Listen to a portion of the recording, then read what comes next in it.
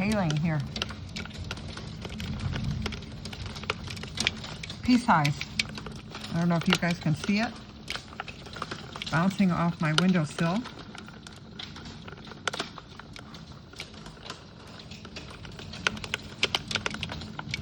You can see it bounce. Bounce, bounce, bounce. Welcome to Chicago, where one day it's 70 and the next day it's hailing.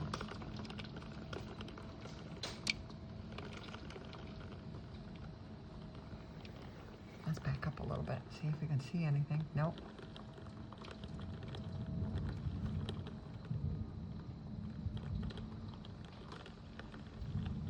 Not windy.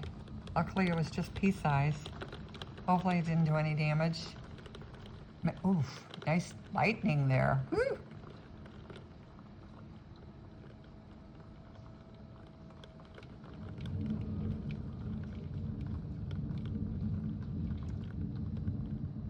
Well, at least the hail stopped.